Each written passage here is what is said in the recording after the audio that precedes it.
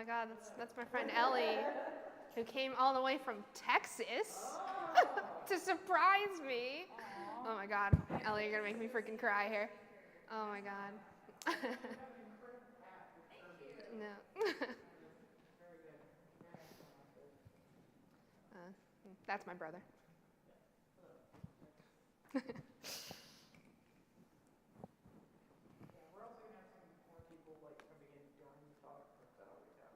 Yeah, yeah. Yeah, I already got some messages that people are gonna be late, and I was like, all good.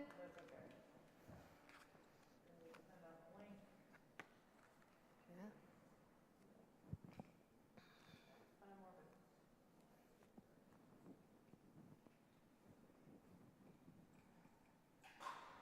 Bless you.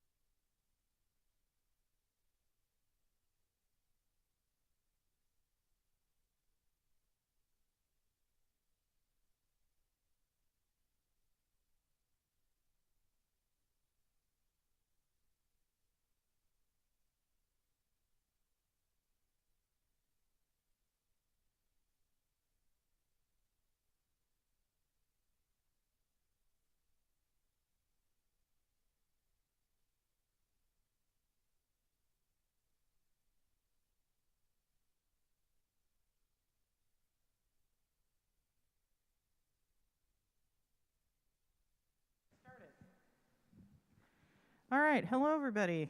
Welcome to this month's Maker Talk. Maker Talks are more or less monthly lectures that we do here in the labs at MLK. If you've never been here before, the labs at MLK is the makerspace here at the Martin Luther King Jr. Memorial Library. And we do really cool things here. We teach a lot of classes on how to use sewing machines, laser cutters, 3D printers, and other various things. But this is part of our monthly lecture series. Before we get started, I'm going to give everybody a final reminder. Please do not stand up and come up here at any point during this talk. Come on in, have a seat. This is so that you do not inadvertently block the line of sight for our cameras, because this is going out on a live stream, and also we want to make sure that you will not be photographed without your consent during this talk. So, well, I'm going to sit down when I'm done with this, so don't worry. I will not be standing this entire time. So that brings us to the next part. We will be doing some QR code games. So if you would like to participate, you can pick up your phone and scan this QR code. We're going to do 2 of these. Yeah, we're going to do 2 of these. One at the beginning, one at the end. And we're going to do one at the beginning, one at the end. And we're also going to be giving away these really cool Frog Wizard pins. So this is Kristen's little top 3 of the Kahoot. You get a pin. Yeah, you get a pin. So that is everything you need to know. So without further ado, I'm going to introduce our lecturer. This is Kristen Marcinek, and Kristen is a games designer. So take it away. Tell us everything we need to know about games. Thank you, Molly. Welcome, everyone. As Molly did a wonderful introduction, my name is Kristen. I am currently a game designer. But before I begin my talk, I wanted to have some activities regarding some of what I'm going to be talking about. So if you would kindly scan the QR code, this is just going to be a prompt asking you like what words come to mind when you think of games or a game. It'll be put into a word cloud, which I will activate right now. It'll scan, the QR code will pop back up. There we go. So you should be able to type in words. I believe you can put in more than one response as well. Yeah. So I'll give you a few minutes to noodle on that.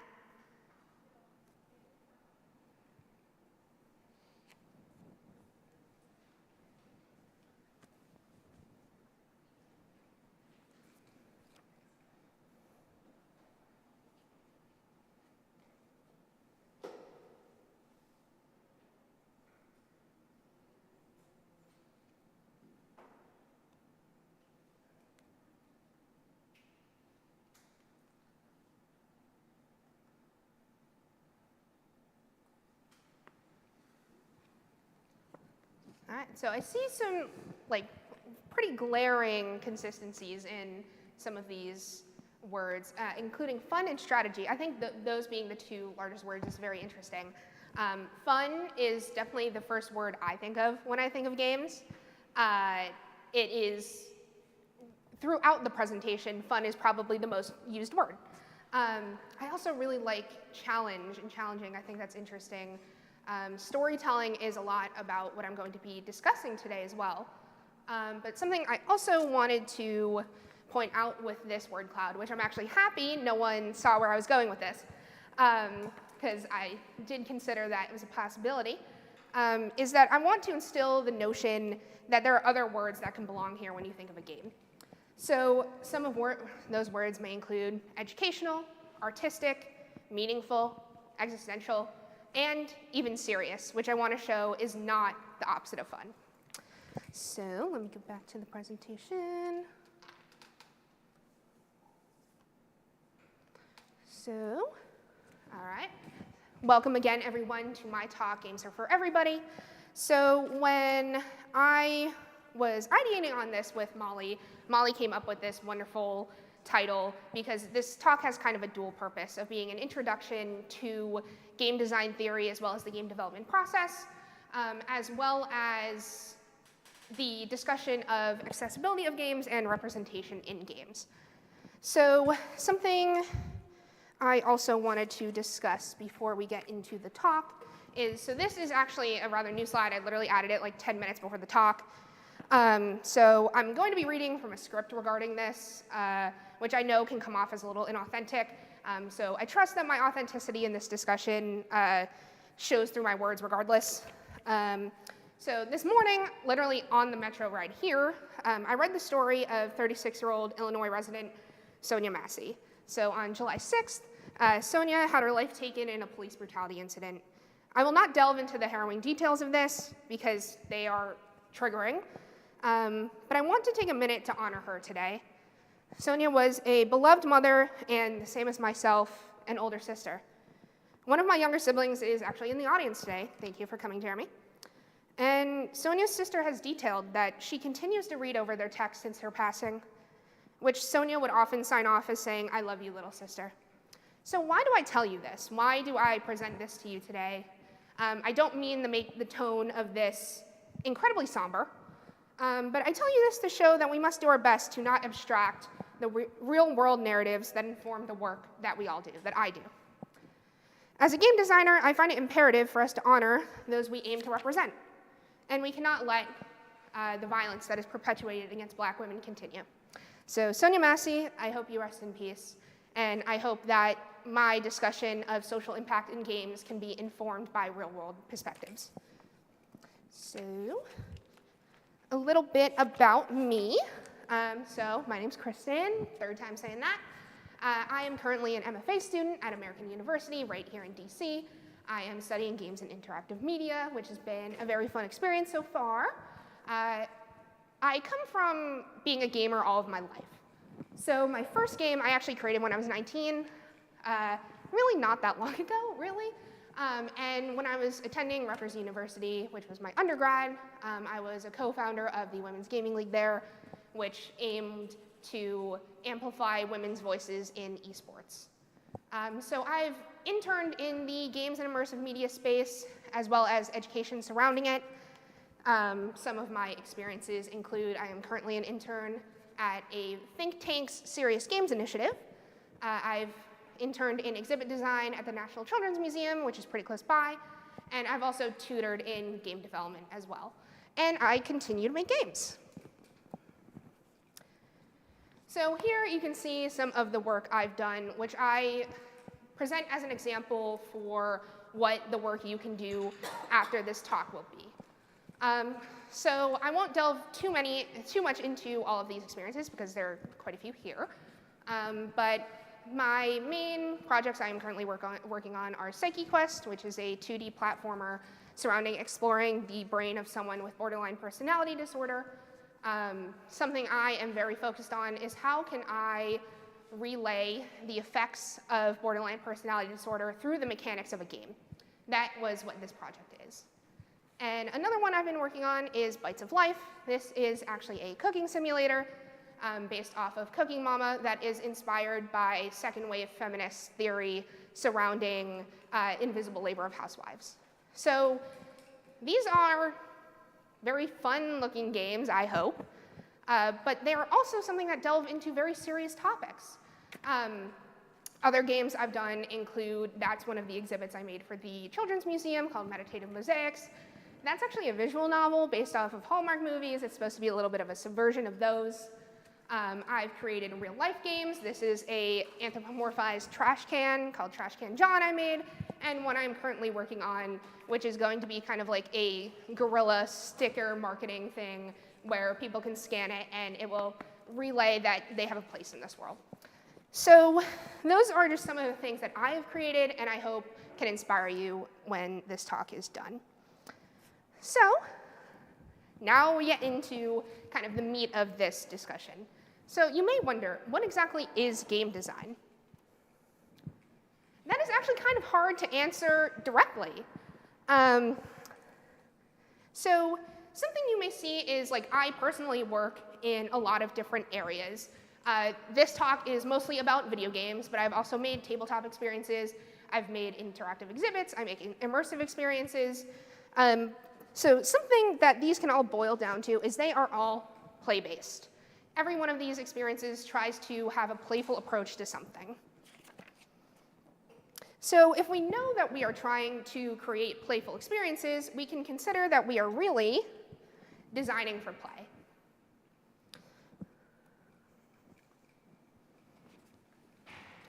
Something that I want to note is historically, all of these spaces largely remained their own disciplines.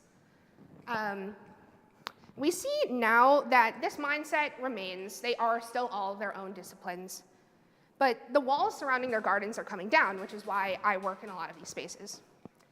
A movement towards cross-discipline dialogue and interest of designing across sectors is taking place, and it is increasing.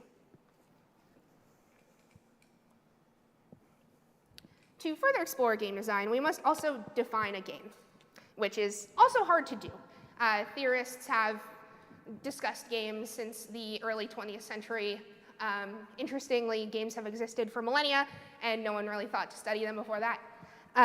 So here are some examples of what one may think of when they think of a game. Classic chess, obviously a game, could even be considered a board game to some.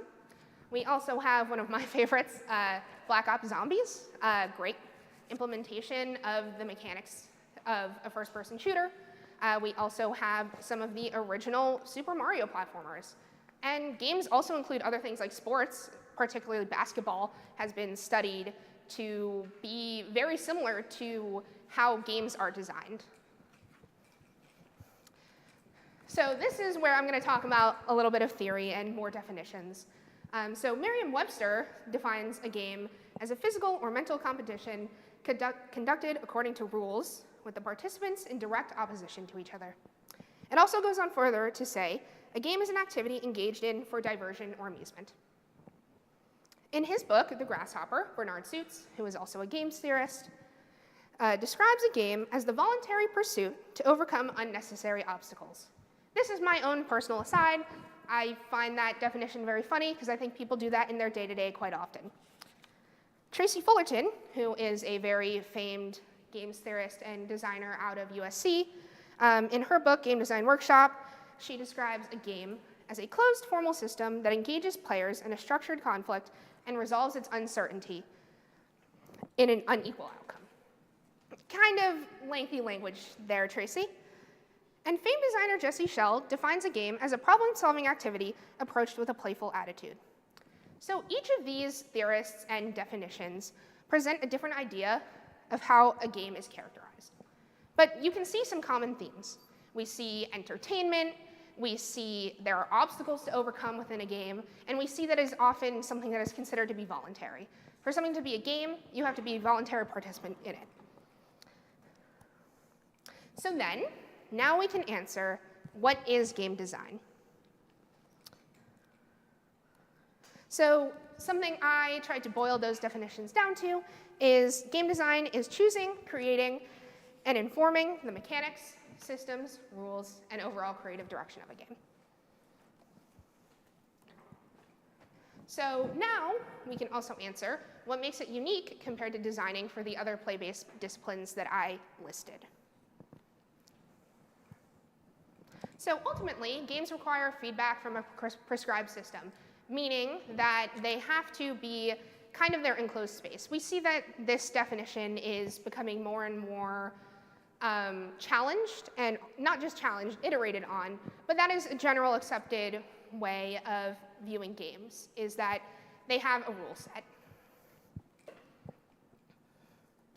So I wanted to think of a very rudimentary example of what is the difference between something used for play and something that is specifically a game. So I thought of the idea of chalk versus hopscotch. This is completely my own idea. I had to get it approved by some of my professors because I did think it was a little out there, but they tended to like it. So we see that chalk is a toy where one can create with bright, playful colors. But once you take that chalk and draw a hopscotch court, there are now necessary actions to play the game that one can even become more skillful at. There is choice You have to choose where you throw your pebble or whatever object. There's also variability in that choice. The pebble doesn't always land on the space we want it to land on. And there are rules to how to play the game and a win condition. And to clarify, game design and game development generally denote different things. Game development often includes many other aspects of the process of making games, including the programming, writing, production, and quality assurance side of things. These topics will actually be discussed in this presentation to give you a complete picture of indie game development, because something I really did want to do is give people resources to have their own complete game and explore those further. But overall, this presentation will focus largely on different design philosophies. So now I will bring you through a slightly abridged version of the game development cycle. I kind of adapted it to an indie process, more particularly my process. There are overall 7 stages in a game development cycle, which includes ideation and conceptualization, pre-production, production, playtesting, marketing, launch, and post-production. So designers mostly work in the first 3 parts of the cycle, but they also inform everything else that continues on in the game development process.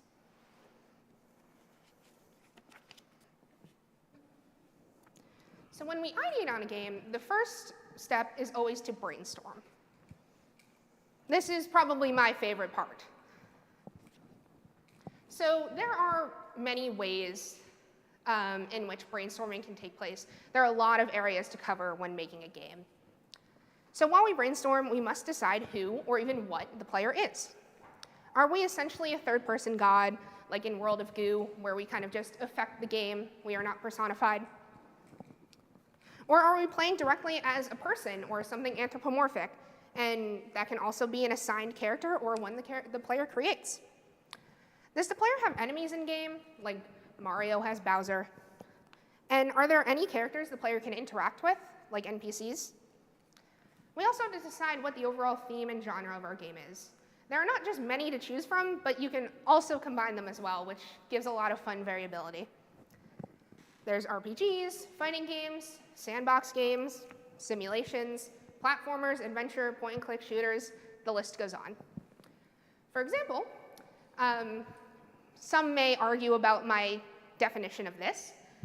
Super Mario is a contemporary fantasy platformer series, while something like Halo is a sci-fi adventure shooter series. We also have to consider the perspective of our game. Will we make it text-based, something like Zork? Is it going to be 2D, 3D, or somewhere in between, commonly denoted as 2.5D? And how will the player view the game? Will it be top-down, side-scroll? Or will it be first-person, third-person if it's 3D? And how many people are going to be playing the game? Is it going to be a single-player experience, multiplayer experience? And if it is multiplayer, are we going to make it co-op?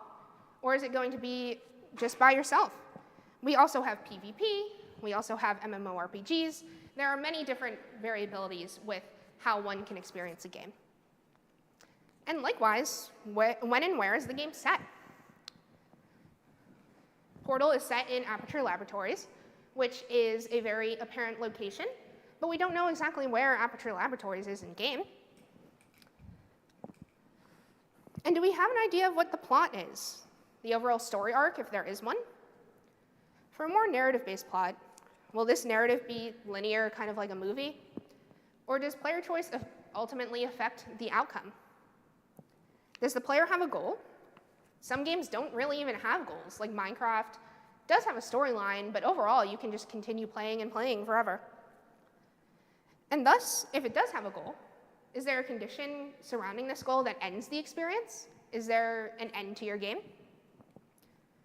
Something I really like to focus on with my games is, will there be an impact, message, or learning goals that we aim to have resonate with the player upon finishing the experience? And lastly, after all those provocations, what is our core gameplay loop? Because if we don't have mechanics, we don't really have a game. How are we making this experience fun for the player? Choice of mechanics is ultimately very important. Portal utilizes puzzles that increase in difficulty as you play the game. Mario revolutionized platforming, while Zerk immerses the player by responding to the player's text input. Okay.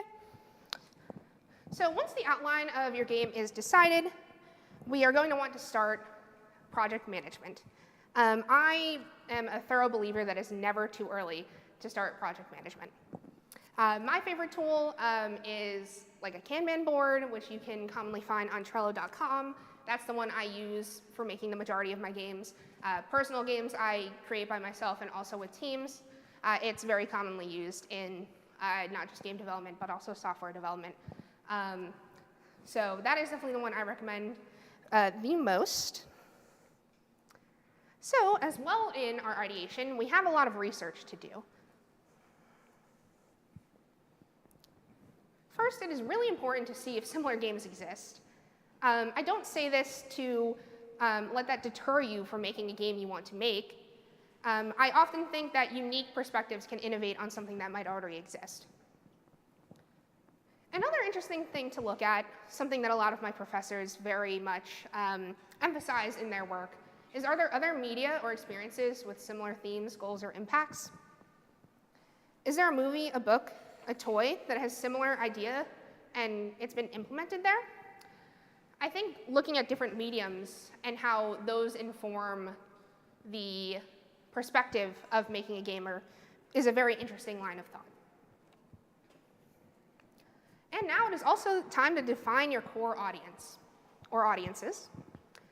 In software development and user experience design, a guy named Alan Cooper created the user persona method.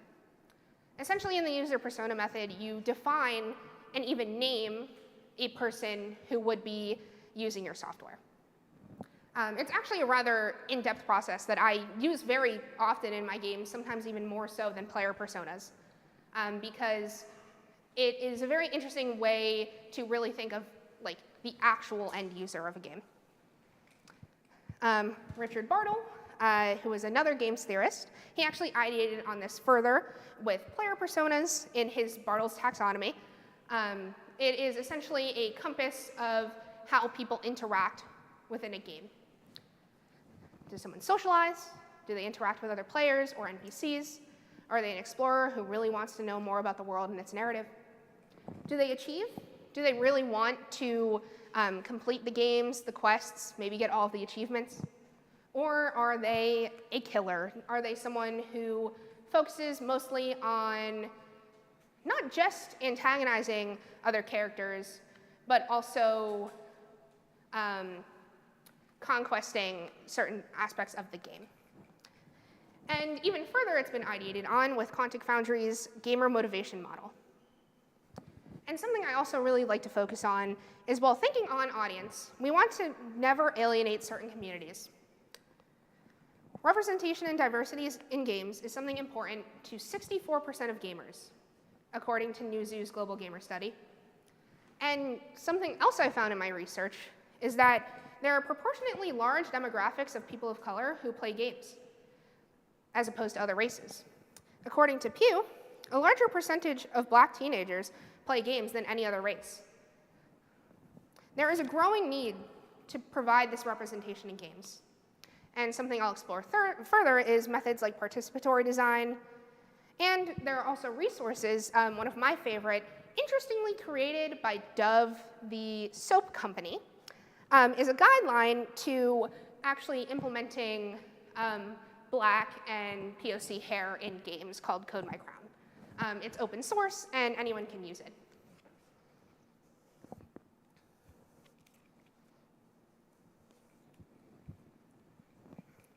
Lastly, once everything else is figured out, one can decide to storyboard their game. This is not a necessary step, but definitely something I have a lot of fun doing.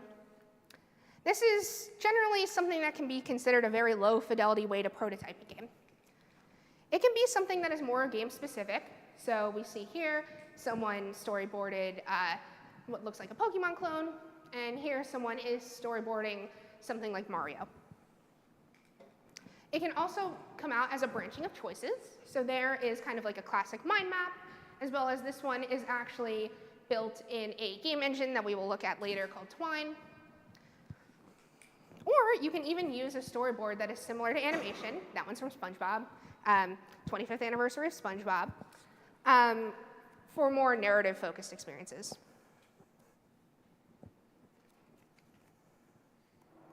So the next step in the game development cycle is pre-production. This is essentially everything that needs to be sorted out and created to be implemented when we actually produce our game.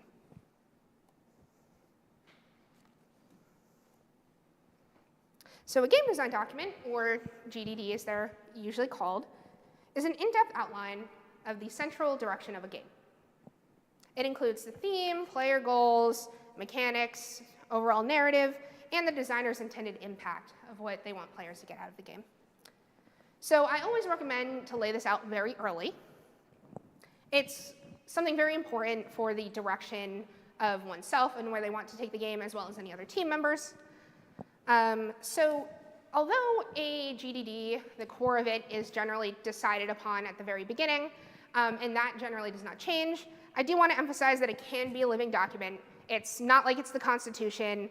Things change, especially in game development and especially in indie game development. So it's not something that you have to absolutely abide by, but it is a good way to outline it.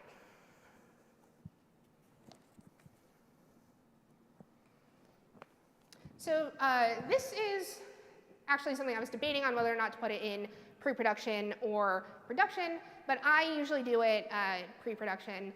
It's white boxing. So this is essentially just setting up a level without the assets being finished. This is mostly done for different environments, and it's a good thing to do because once the assets are created in the production process, you can just plug them into your game. And likewise, you're also going to be prototyping some of the game. So this is really where the designer gets to see their creation come to life. I love to prototype games, especially video games and making a physical prototype. That's something that is very fun to do.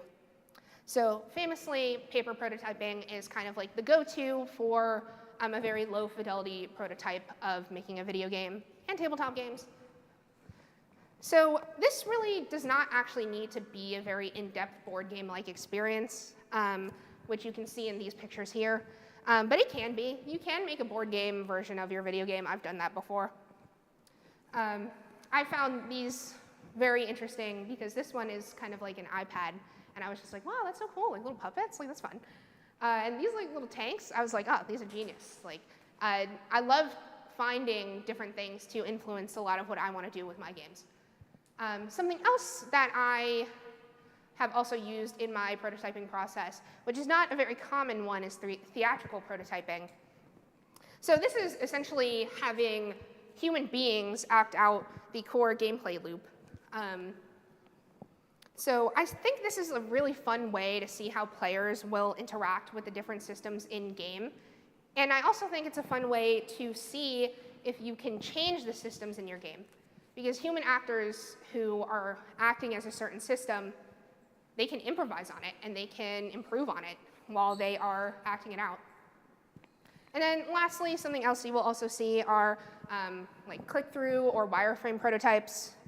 This is definitely a more high-fidelity way to interact with the game prior to implementation.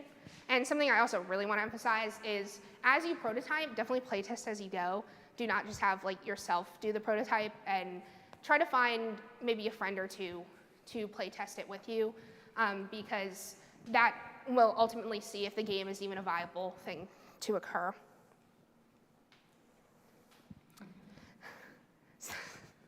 Yeah, Facade, I love that game. So now is a really good time to delve into concept art. So there are a lot of different art styles to choose from. Pixel art, like my friend Kirby there. We have low poly, and also kind of like a 2D cartoony style. Those are ones that I see commonly represented in indie games, which is why I kind of included them here. So I'm just going to say I create a lot of art for my games. I would not call myself a visual artist. So if you are like me and you don't really see a lot of comfort in sketching or illustration, I think mood boards are a really cool way to kind of bridge the gap between like concept art and kind of how you want the aesthetic direction of your game to go. So this is actually a mood board I made for a game I was ideating on for my thesis. I usually use Pinterest for this. Like that is a go-to platform for making mood boards. So lastly, in pre-production, something we want to consider is how to best accommodate our target audiences. One way, the way that I generally approach it, is through participatory design. So participatory design is a collaborative design approach that actively involves end users in the design process. This comes out mostly from software design, interestingly enough, but it's been seen more and more in the game space, especially some of my professors are kind of like spearheading this initiative to have participatory design in their games. So participatory design, when seen through a game's lens, the end users group may include players, as well as groups who are being represented within your game's narrative. So actually, I'm going to go back. This is completely improvised. I'm going to go back to the couple slides ago. So we actually see this mood board here. So that was actually going to be like a Slavic mythology game I was going to be working on. My family is from Slovakia. Shout out, Dad. So that is something that I have been ideating on for my thesis. So for me to do participatory design in that, there are different avenues to go through that. I could speak with someone who is actually from that culture, because despite it being my ethnicity, obviously American. I could also speak with researchers. I was actually reaching out to, oh no. Is it not plugged in? Oh no, Molly, is this how that works? I thought it did. Keep going. But what if my laptop does? Yeah.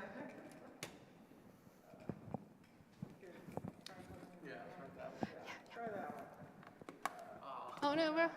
No, it's okay. It's there. It's there. Oh no.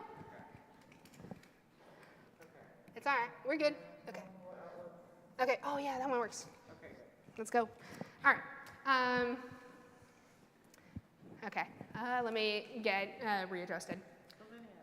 Yeah.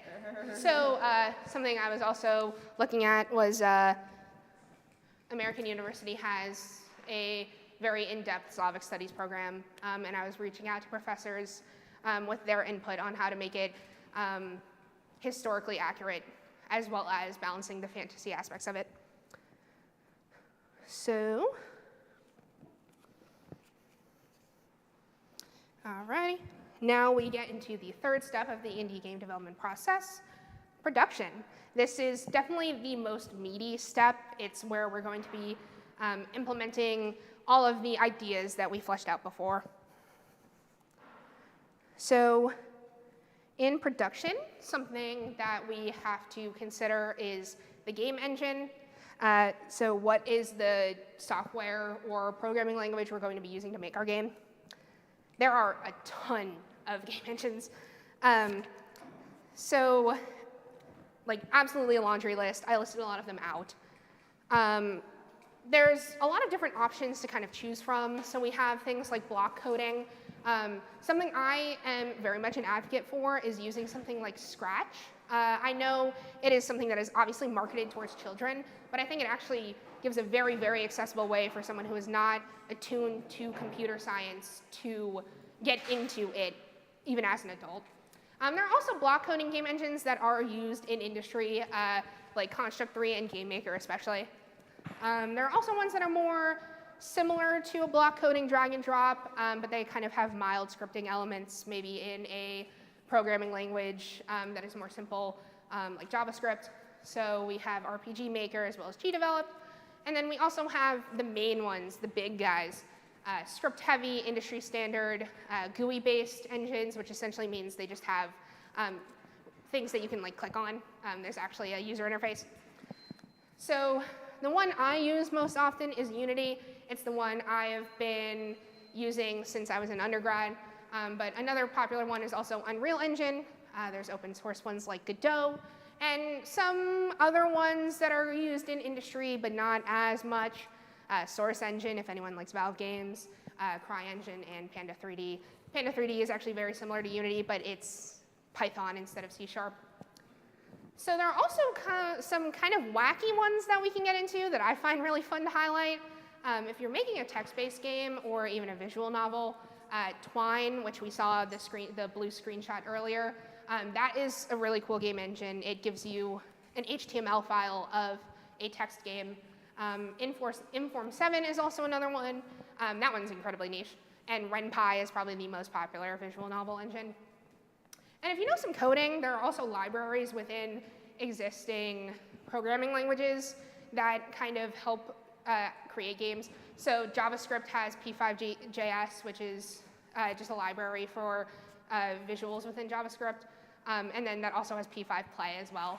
And then Python and Pygame are very popular as well. This is where I find like the most fun is if you want to get into something really wacky, you can make a game for a Game Boy. Pico 8 is a fantasy console, which is essentially it emulates a console. It pretends like it's a Game Boy, but it's all on the computer. Mario Maker, I've seen people make very in-depth Mario Maker levels. Touch Designer, I've seen used to make games. And Stornoway.io is a website that was actually used to make Black Mirror Bandersnatch. So that's like a very interactive kind of like video interface. So we also want to think about the visual assets in production. This is where we're going to be making the visual assets. So I won't delve too deeply into this portion, especially since I wanted to focus a lot on design. But there are many free and open source game assets available through sites like itch.io, which is a very popular indie game site, and opengameware.org is something I use quite often as well. Most of these will be licensed under Creative Commons, so they're either free for use or free for use if you credit the person who made them. And likewise, I also do encourage you to try to make your own stuff. The cool thing about indie game development is this is really a creative project. Some things I've used is Piskel is a free pixel art program, and then Blender is a very, very commonly used free and open source 3D modeling. Oh my God. What? Oh my God, I'm like nowhere near done. Okay, I'm going to speed through sound design. Free stuff as well. Also, you can make your own. GarageBand is free on Apple. And then that one's called LMMS, free and open source, very cool. Okay, so this is really, really where everything comes together. So this is going to be also a more high-level overview of implementing the gameplay and systems into your game. To go into how to implement that into a game engine would be an entire lecture series by itself. So at this point, you have your prototypes, you have your assets created, level design is done, and now it's time to really plug everything in. So this part is also most likely where you're going to be doing all of your scripting. So for that, thankfully, there are really great tutorials on platforms like YouTube, and most game engines have their own readmes and documentations to make the process a lot easier regarding that. All right. So, okay.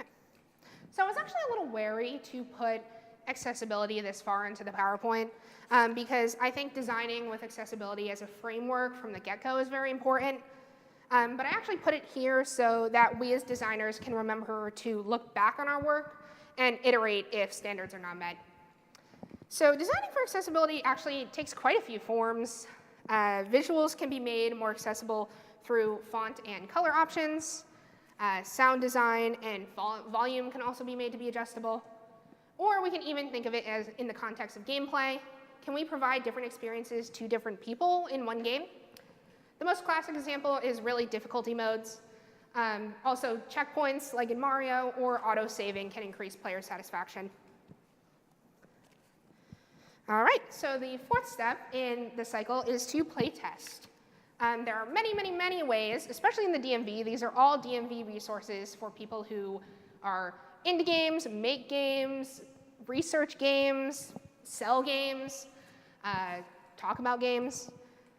So essentially, while you play test, you're going to want to look out for player behavior as well as if there are bugs in the game. Playtesting is a great way to practice quality assurance processes. Likewise, you can really just simply see if your game is fun. Like, that is really the most important thing, is you don't want to make a game that's not fun. So essentially, do your intended audiences find your game engaging and enjoyable? All right, so this part is definitely not something I tend to focus on, but is absolutely important for indie game development. So now that we have created our game and ensured the quality of our product, it's time to advertise it. I don't like doing that. I'm bad at it. You all probably know I was very bad at advertising this talk. I sent it out like 2 days before. So this is because we really just want people to play our game, right? Why else would we make it?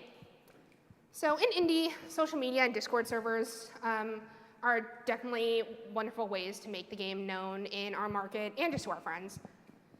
Likewise, people create devlogs, which are either like blog posts or YouTube videos where they detail how they created their game. That is something that has a very large community and people really like to see. When people are invested in you as a person, they are going to want to look at your game.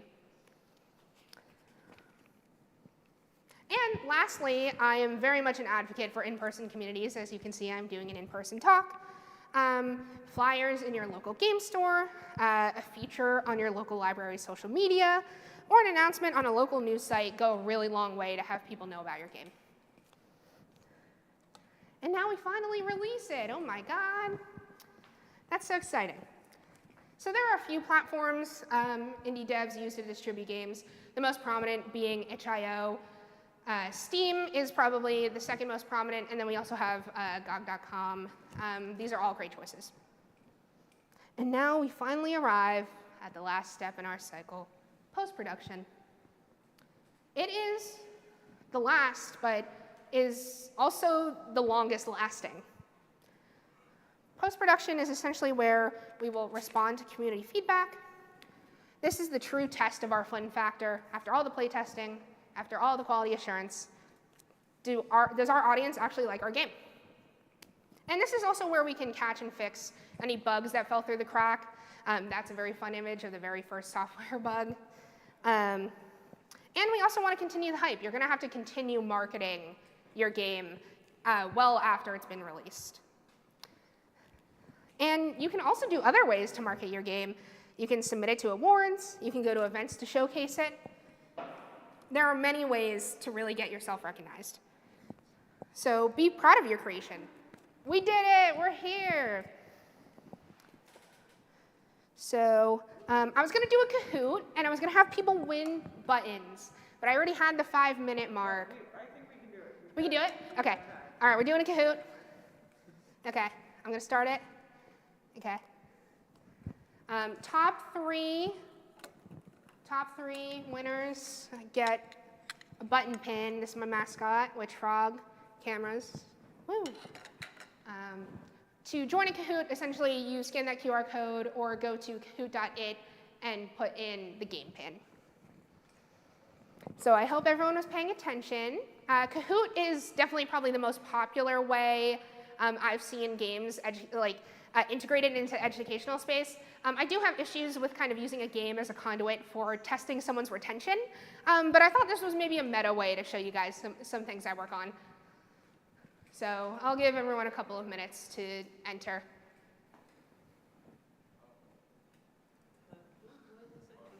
Yeah.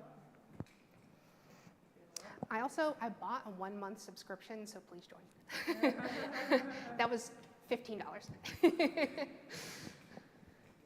Because the free level only lets you have 3 people join.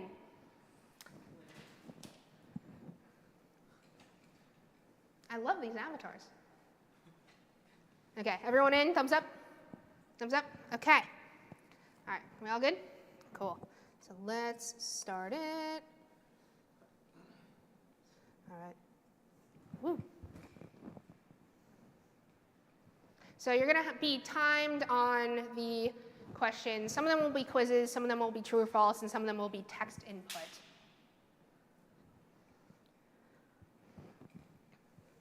So first question, what connects design of things like video games, toys, board games, immersive experiences, and interactive exhibits? Each symbol on your phone corresponds with each of these answers. All right, I'm glad you were paying attention. Okay. All right, true or false? A game has no rules. Wow, oh my God, I'm gonna have to give out a lot of buttons. I got more. All right, also true or false? Project management should start early. Dang, what? Oh my God. All right, I'm glad I brought all my buttons. Everyone, you're all getting buttons, you're all getting buttons. Okay. So this one, what is one of Bartle's player persona types in his taxonomy?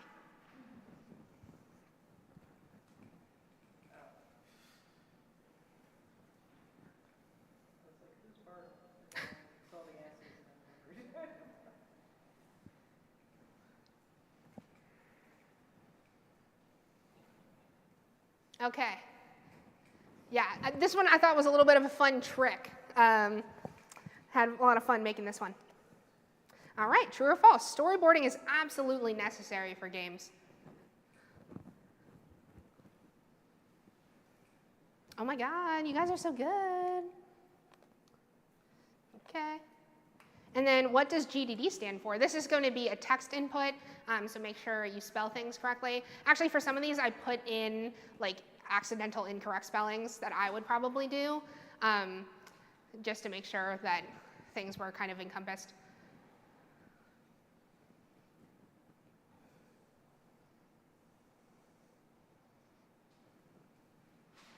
And buttons will be given out after the Q&A.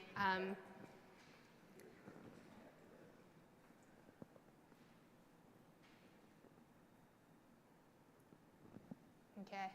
Oh, okay. The person who had the Y, I'll give you a button because that sucks. All right, what are some ways to prototype a game?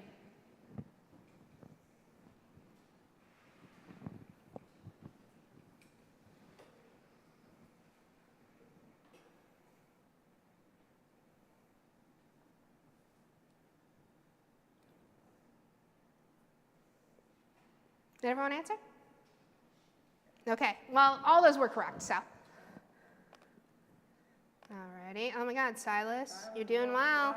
Woo! And what platform did I say can be used to create concept art mood boards? This is the one where I put in incorrect spellings because I had to think through how to spell it, honestly.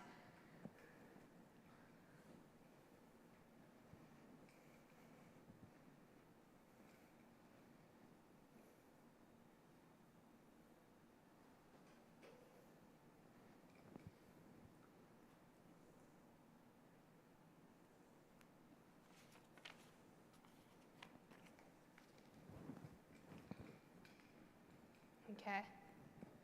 See, that I put it because that's how I like spell it in my head, low key, even though it's not correct. So I was like, see, someone did it. Ha, I knew it.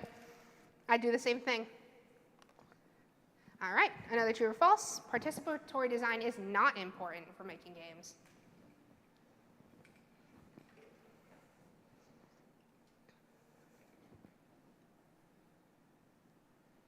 Good job, y'all.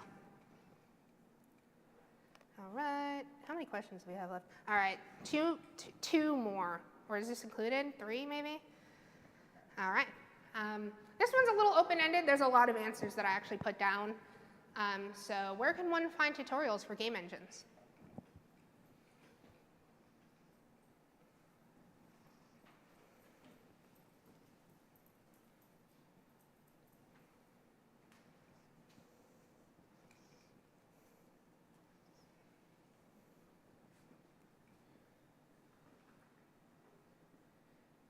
No clue, bestie. All right. Someone was not paying attention. All right, we got some good ones. It really is. I love YouTube.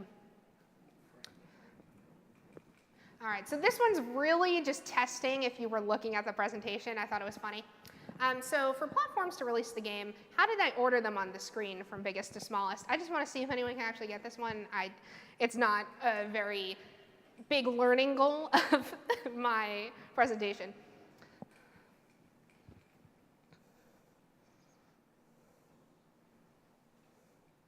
Oh my God, that was so impressive. Like, genuinely, I love that. Alrighty, oh my God, Frankie is taking the lead. And lastly, what is emphasized in games for social impact?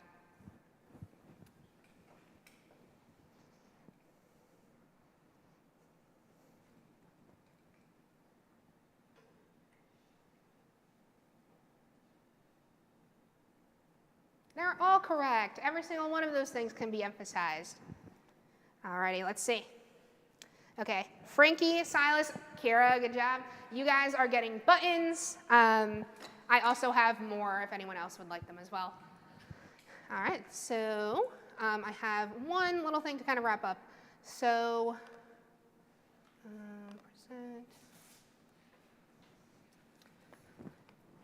So with completing our last step, my presentation now comes to a close. I hope that I not only gave you guidance on how to design and develop a game, but truly emphasized the importance of games for social impact. Games are powerful tools for disseminating information, immersing players in unknown experiences, garnering empathy for a fellow person, and accurately representing marginalized identities. I'm excited to see now what you all create with this knowledge. I would love to see some more serious games. Overall, I hope you will now design with diversity in mind, strive to create the most accessible product possible, and maybe most importantly, make something fun and have fun doing it. Thank you so much for coming to my talk, everyone. You can find me at these links here. And if you want to dip your toes into making games, you can also go to Game Jams. These are some of the most popular ones. But yeah, thank you. All right. So as is tradition after these Maker Talks, we're going to do a Q&A. We're probably only going to get to do a few questions because it went a little longer, but it'll be okay. So if you have a question, raise your hand, and then I will hand you this microphone, and we will have you speak into this microphone for your question so that the people on the live stream can also hear, because otherwise they won't hear you. Anybody got a question? All right. Please, pass the mic. Hi, can you hear me okay? Yeah, I got you. Okay, perfect. So my question was like, What's your name? my name is Ishan. Nice to Guys, meet the talk was amazing, Yeah, by I the way. did. Great Oh, stuff. thank you, thank you. My question was, as a consumer, I've only been a gamer. I haven't been involved in making Yeah. games at all so far. And I feel like there's been a disparity, whether it's in games or in movies or in music, where like there's the big budget stuff and then there's the indie stuff. And Yeah. the indie stuff is where all the interesting experimentation happens. And the big budget stuff is just like the same Call of Duty or the same, Yeah. like, do you think there's some like broken incentive structure that's responsible for that? Or like the stores are bad or like something like that? As a game designer, I would be curious to know where you would identify the failures. Is it the customers who don't care or like the gamers who are not buying the right stuff maybe? Yeah. Yeah, that's a great question. Thank you. So I have a few lines of thinking that I'm kind of ideating on in my head as you asked that. I think there absolutely is a market for representation in games. I think that was something I emphasized in one of the previous slides, is that 64% of gamers, like globally even, want to see themselves represented in games. That is something that the market does want. Likewise, people who play games proportionately are largely people of marginalized identities.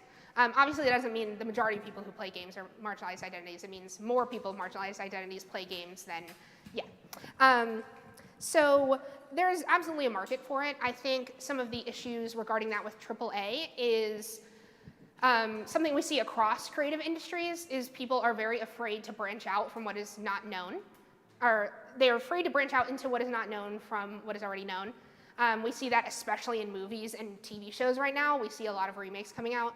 I think this fear is, I could not really speak on why industry has this fear, but I do think there are actually wonderful games coming out of industry that kind of show that they don't need to focus on that as much.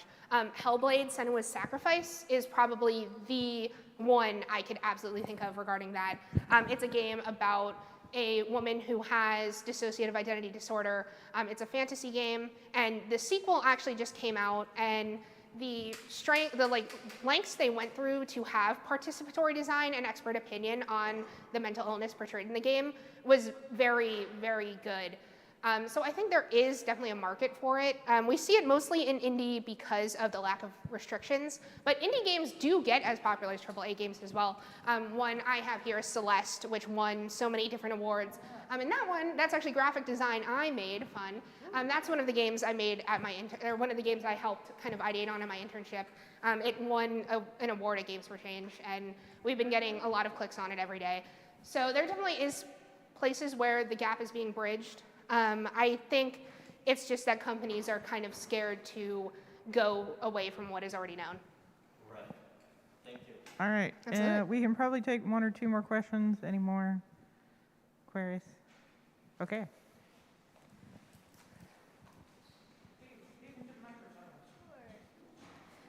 So, hi, I'm Ellie.